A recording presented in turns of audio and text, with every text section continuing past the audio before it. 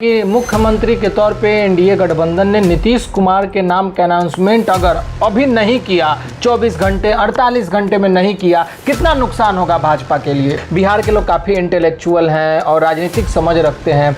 क्या अमित शाह को अभी तक बिहार की राजनीतिक समझ नहीं समझ में आ रही है? नहीं समझ में आ रही। गुजरात नहीं है। अच्छा, 101 सीटों पे जिसपे नीतीश कुमार चुनाव लड़ रहे हैं उसमें 80 से ज्यादा सीटें नीतीश कुमार जीत लेंगे। जो 2025 का चुनाव है, इस 25 के चुनाव में अगर जनता ने तेजस्वी यादव को स्वीकार करके उनको मुख्यमंत्री नहीं बनाया, वैसी स्थिति में आप ये मान लीजिएगा कि राष्ट्रीय जनता दल के 2-3 टुकड़े और भी होंगे। मुसलमान समाज जो है वो अपने आप को ठगा हुआ महसूस कर रहा है, क्योंकि 14% आप हैं, 19% मुसलमान है ना। उनको किनारे क्यों किया? उनको किनारे करके आपने टिकट के बंटवारे में भी मुसलमानों को उतना टिकट नहीं दिया।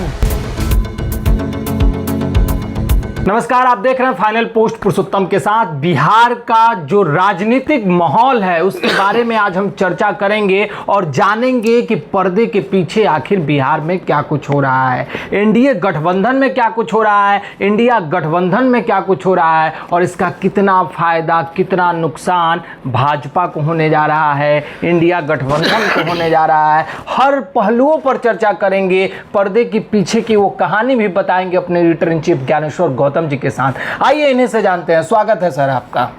धन्यवाद पुरुषोत्तम। सबसे पहले तो इंडिया गठबंधन ने अपना फेस अनाउंस कर दिया, मुख्यमंत्री तेजस्वी यादव काफी लेट किया। वजह क्या रही लेट की, क्यों आखिर इतना देर लगा? देखिए पुरुषोत्तम, हम आपको बताएं कि अभी महागठबंधन में खास करके राजद का जो परिवार है, राजद परिवार में आपने पिछले दिनों भी सुना होगा, देखा होगा कि रोहिणी आचार्य, मीसा भारती, इन सारे लोगों का हमला था, तेज प्रताप को अलग कर दिया गया पार्टी से।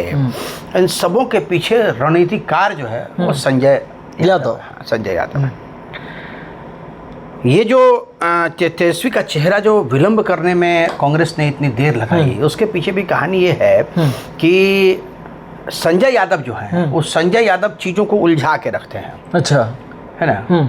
इसलिए उलझा के रखते हैं कि उनकी रणनीति ये है कि उलझा के रखेंगे चीज़ों को तो कोई हमको छोड़ के भागेगा नहीं। अच्छा, मैंने 11th आवर बिता देना चाहते हैं। बहुत एलान था, जैसे हम लोगों ने भी कई बार डिकोड किया कि मुकेश सहनी जो है वो 2 नाव पे पांव रख के चल रहे हैं, कभी भी एनडीए गठबंधन में जा सकते हैं।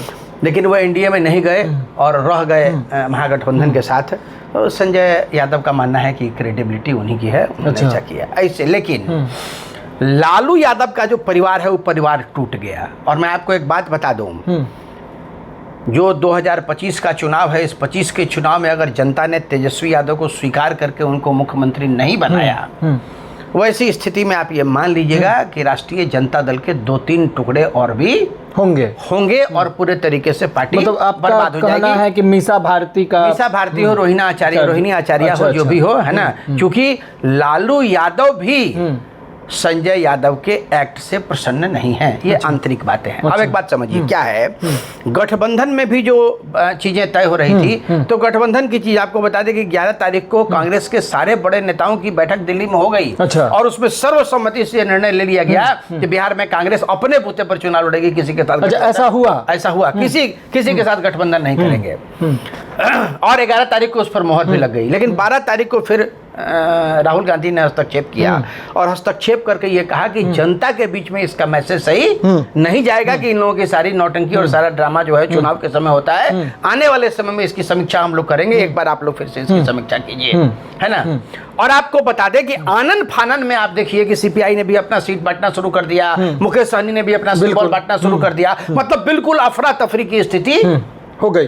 कांग्रेस ने भी अपना सिंबल एक जगह से इंडिया गठबंधन के दो तीन कैंडिडेट अनाउंस कर दिए। सीपीआई ने भी ताल ठोक दिया, मुकेश सहनी ने भी ठोक दिया, राजद ने भी ठोक दिया। राजद के लिए बड़ी खतरनाक स्थिति पैदा हुई और तब जाके तेजस्वी ने राहुल के पास सरेंडर किया। अच्छा, सरेंडर करने का। लेकिन राहुल गांधी तेजस्वी यादव का जो अप्रोच था उस अप्रोच से खुश नहीं थे। और बाद में चूंकि राहुल गांधी ये नहीं चाहते हैं कि भारतीय जनता पार्टी की सरकार यहाँ बन जाए, मैंने एनडीए गठबंधन की सरकार बन जाए, चाहते हैं उनकी सरकार यहाँ बने। और अच्छा मौका उनको दिख रहा है, इसीलिए उन्होंने कंप्रोमाइज किया और कंप्रोमाइज करने के लिए उन्होंने अशोक गहलोत को भेजा। अशोक गहलोत आए, यहाँ चीजों को सेटल किया, क्योंकि अशोक गहलोत पुराने नेता हैं और अशोक गहलोत और लालू यादव के बीच में बड़े आंतरिक संबंध अच्छे रहे हैं। तो उसका फायदा उठा के अशोक गहलोत आए। अशोक गहलोत ने आके और उसके बाद जितने जगहों पे जो महागठबंधन के उम्मीदवार फ्रेंडली फाइट था सबको खत्म किया गया और डायरेक्ट सीधे फाइट की स्थिति आई। लेकिन एक बात आपको बता दें कि ये जो महागठबंधन की स्थिति है, वो महागठबंधन की स्थिति इस चुनाव के बाद विखंडित हो जाएगी। सारे लोग जो हैं वो अपने अपने बूते लड़ेंगे। और एक बात मैं आपको बताऊं, देखिए भारतीय जनता पार्टी ने, भारतीय जनता पार्टी की रणनीति को समझिए कि भारतीय जनता पार्टी कहीं भी किसी भी जो क्षेत्रीय दल है उस दल को उतना तवज्जो नहीं देता। भारतीय जनता पार्टी की हम बात करेंगे, सीएम फेस का अनाउंस हो गया, लेकिन डिप्टी सीएम के तौर पे मुकेश सहनी के नाम का भी अनाउंस हो गया। एक बात कांग्रेस ने किसी भी नेता का नाम अनाउंस नहीं किया अपने दल से। ऐसा क्यों हुआ? एक डिप्टी सीएम तो कांग्रेस का बनेगा ही। अच्छा, मतलब अति पिछड़ा समाज नहीं, वो अति पिछड़ा बने, पिछड़ा समाज बने, दलित समाज से बने, एक डिप्टी सीएम तो बनेगा। अनाउंस लेकिन अनाउंस करने की वजह ये हो गई कि अनाउंस अगर आप नहीं करेंगे तो किसके नेतृत्व में आप चुनाव लड़ रहे हैं, जनता के पास ये मैसेज। आप एक बात समझिए, कांग्रेस अपना अनाउंस नहीं करेगी, क्योंकि कांग्रेस को पता है कि उनका अपना जनाधार अभी उस लेवल पे नहीं है जिस लेवल पे होना चाहिए। कांग्रेस उस चीज का इंतजार कर रही है। अब एक बात को आप समझिए, तेजस्वी यादव को अनाउंस करने से एक जो महागठबंधन को लाभ हुआ, वो लाभ क्या हो रहा है? राजद के जो वोटर्स हैं वो आक्रामक हो गए। अच्छा, खुश हो गए। सहनी समाज जो है वो मुकेश सहनी के नाम पर आक्रामक हो गया, हमारा नेता जो है वो डिप्टी सीएम बनेगा। ठीक है, और ये दो समाज जो आक्रामक हुए, हालांकि एक चीज आपको और बता दें, मुसलमान समाज जो है वो अपने आप को ठगा हुआ महसूस कर रहा है, क्योंकि 14% आप हैं, 19% मुसलमान है ना। उनको किनारे क्यों किया? उनको किनारे करके आपने टिकट के बंटवारे में भी मुसलमानों को उतना टिकट नहीं दिया जितना आपने यादवों को टिकट दिया है ना। तो मुस्लिम समाज जो हो, मुस्लिम समाज खफा है, और हो सकता है कि मुस्लिम समाज का खफा होना इस बार महागठबंधन के लिए थोड़ा महंगा पड़ जाए, क्योंकि मुसलमानों के लिए नीतीश कुमार भी एक्सेप्टेड चेहरा। अच्छा, अब एक चीज और समझ लीजिए पुरुषोत्तम, क्या है, नीतीश कुमार जी ने 101 सीटों पे चुनाव लड़ रहे हैं, है ना। वो 101 सीटों पे नीतीश कुमार सीधे फाइट में है ना। और अतिशयोक्ति नहीं होगी कि नीतीश कुमार 80 से ज्यादा सीटें इस बार जीत लें। मुसलमानों का वोट मिलेगा? बिल्कुल मिलेगा। मैं आपको बताऊं कि मैं अभी 2 दिन ये आरजेडी राजद का कहीं अंदरूनी गेम तो नहीं है कि नीतीश कुमार को मुसलमानों का फायदा मिले, क्योंकि 14 तारीख के बाद एक नया गठबंधन बिहार में देखने को मिले। एक बात आपको बता रहे हैं, वो गठबंधन की स्थिति तब पैदा होगी जब भारतीय जनता पार्टी नीतीश कुमार के नाम पर नीतीश कुमार के नाम को एक्सेप्ट नहीं करेगी। अच्छा, अगर नीतीश के नाम को एक्सेप्ट कर लिया तो वैसी स्थिति में कोई दगाबाजी नहीं होगी। लेकिन अगर बीजेपी दगाबाजी करेगी तो नीतीश चाचा भी पूरे तरीके से तैयार हैं और राजनीति के मजे हुए खिलाड़ी हैं। और पुरुषोत्तम, एक चीज आपको बताऊं कि तेजस्वी यादव को मुख्यमंत्री का चेहरा घोषित करके महागठबंधन ने एक बड़ा काम कर दिया। अब क्या है कि तेजस्वी के जो वोटर्स हैं वो एग्रेसिव होंगे, और आपको बता दें आज अखबारों के हर हेडिंग अखबारों का जो है ना, चेहरा तेजस्वी, चेहरा तेजस्वी, चेहरा तेजस्वी, मुकेश सहनी। लेकिन मुसलमान वोट थोड़ा नाराज हुआ है। अब समझिए, अब आइए बीजेपी पे। तो बीजेपी को भी चाहिए, हालांकि अमित शाह का एक बड़ा प्लान वो डिफ्यूज कर गया तेजस्वी के सीएम फेस अनाउंस होने से। क्या प्लान था? क्योंकि अमित शाह का प्लान ये था कि अमित शाह को ये बात खूब अच्छे तरीके से पता है कि बिहार की राजनीति अगर हमको करनी है तो कोई ना कोई मजबूत यादव चेहरा हमको चाहिए।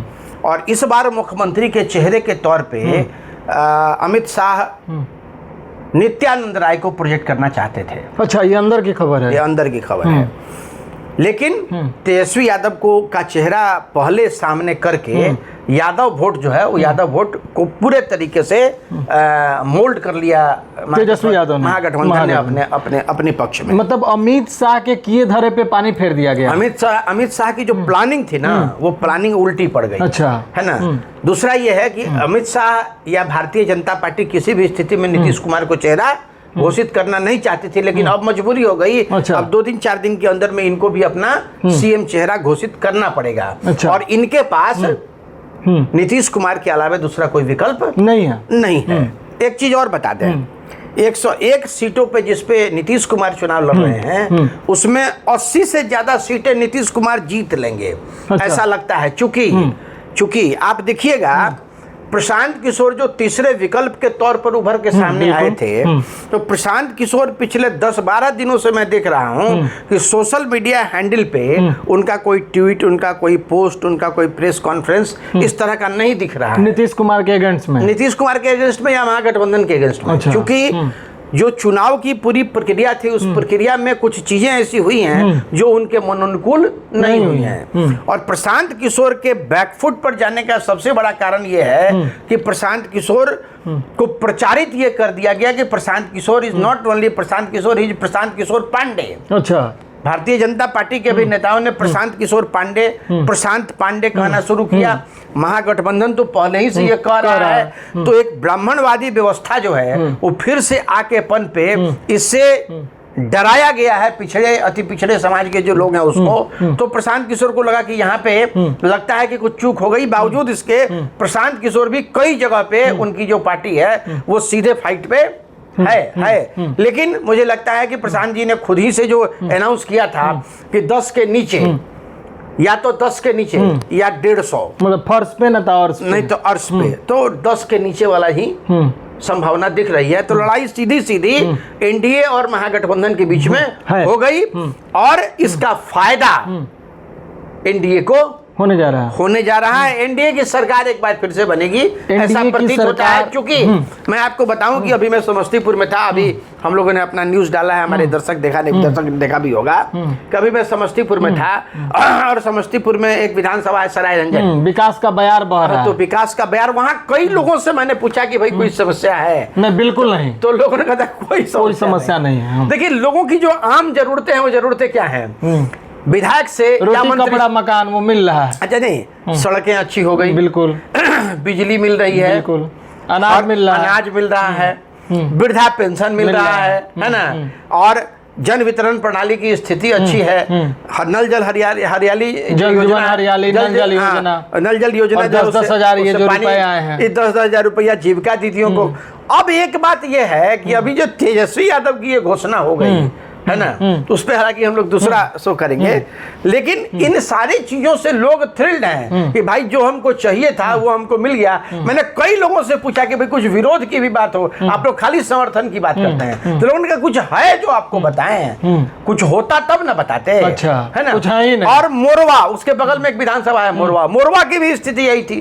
तो मुझे लगता है कि एनडीए गठबंधन के पक्ष में लोग गोलबंद हो चुके हैं और सरकार फिर से एक बार। अच्छा, मतलब आप ये कह रहे हैं कि लोग बदलाव के मूड में नहीं हैं? बिल्कुल नहीं है। एक गंभीर सवाल यह है कि मुख्यमंत्री के तौर पे एनडीए गठबंधन ने नीतीश कुमार के नाम का अनाउंसमेंट अगर अभी नहीं किया, 24 घंटे 48 घंटे में नहीं किया, कितना नुकसान होगा भाजपा के लिए? देखिए, नुकसान की स्थिति मुझे नहीं लगती है कि कोई होगी, लेकिन एनडीए गठबंधन ये गलती नहीं करेगा, वो मुख्यमंत्री का चेहरा घोषित कर देगा। अच्छा, कर देगा कि नीतीश जी के नेतृत्व में ही चुनाव हो रहा है और नीतीश जी ही मुखिया, क्योंकि अब ऑप्शन भी नहीं है। कोई ऑप्शन भी नहीं है, बीजेपी के पास कोई चेहरा है। और दूसरा क्या कि ये जो आइडियोलॉजी की बात बीजेपी करती है ना, कि भाई विधायक जो आएंगे विधायक चुनेंगे, तो बीजेपी का एक्सपेरिमेंट हम लोगों ने राजस्थान और मध्य प्रदेश में देखा है कि आपने थोप दिया और उसको लोगों को स्वीकार करना पड़ा।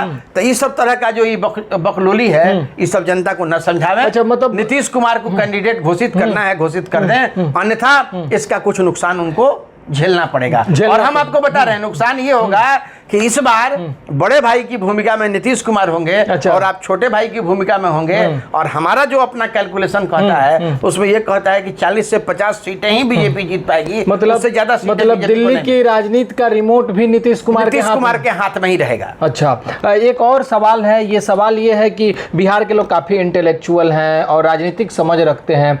क्या अमित शाह को अभी तक बिहार की राजनीतिक समझ नहीं समझ में आ रही है? नहीं समझ में आ रही। गुजरात नहीं है। अच्छा, ये गुजरात नहीं है। बिहार, देखिए बिहार की जनता जो आपने अभी कहा कि बिहार की जनता राजनीतिक रूप से बहुत ही बौद्धिक है ना, और चीजों पे नजर रहती है। आप बिहार में तमाम जितनी चाय की दुकानें हैं, उन दुकानों पे रोज सरकारें बनती हैं और रोज सरकारें गिरती हैं, है ना। तो यहाँ लोग जो हैं वो बौद्धिक रूप से बहुत ही प्रबल हैं, और अमित शाह की जो प्लानिंग है वो प्लानिंग मुझे नहीं लगता है कि बिहार में उनको उनकी सफलीभूत होगी। बिहार में वो फेल हो जाएंगे। मतलब अभी भी नीतीश का ही इक्का बिहार में, एकदम नीतीश का ही इक्का होगा और नीतीश की ही सरकार बनेगी। और चाहते हैं हुए या न चाहते हुए इनको मुख्यमंत्री के तौर पर नीतीश कुमार को ही स्थापित करना पड़ेगा, स्वीकार करना पड़ेगा, कोई विकल्प इनके पास नहीं है। चलिए, बहुत बहुत धन्यवाद। तो जैसा कि आप देख रहे हैं कि कोई भी विकल्प बिहार में नहीं है नीतीश कुमार के अलावा। अमित शाह की वो तमाम स्ट्रेटजी जिस पर अमित शाह काम कर रहे थे महागठबंधन ने, उन स्ट्रेटजी पर भी पानी फेर दिया। अब सिर्फ एक ही ऑप्शन है, नीतीश कुमार मुख्यमंत्री के चेहरे के तौर पे उनको घोषित करना। ये अनिवार्य हो गया है। अगर ऐसा भाजपा नहीं करती है तो इसका खामियाजा कहीं ना कहीं भाजपा को भुगतना भी पड़ेगा। बने रहिए आप हमारे साथ, देखते रहिए फाइनल पोस्ट। बहुत बहुत धन्यवाद।